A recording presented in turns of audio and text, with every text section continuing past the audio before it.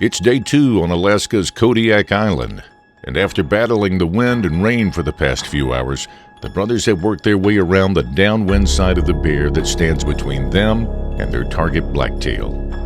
Just a few hundred yards further, they finally lay eyes on their buck.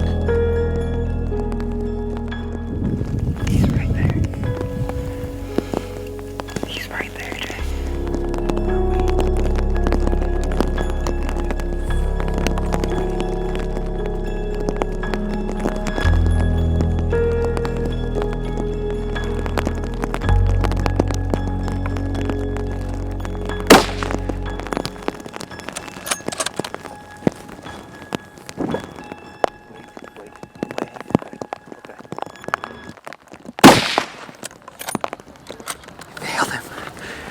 He was starting to go down. He's laying down right now.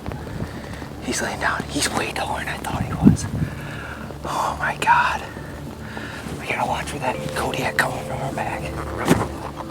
There's a brown bear that we've had to sneak past, and he's like 200, maybe 300 yards max that way. I'm waiting for him to come up behind me right now, so.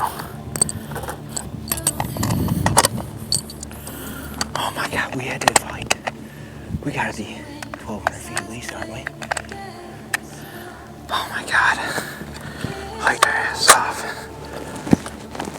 Yeah, I got one in the chamber.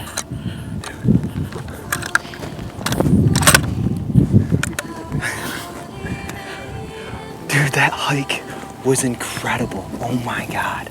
It's a sobering feeling taking the life of an animal, a feeling that is often outweighed by that of achievement.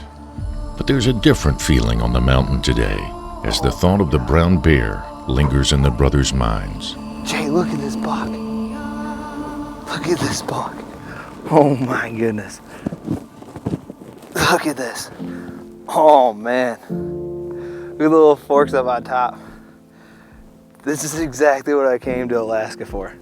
Oh, that is unreal. That is unreal. Look at that rack.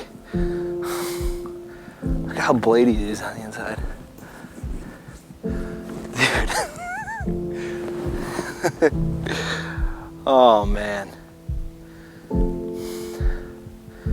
Wow, I'm blessed.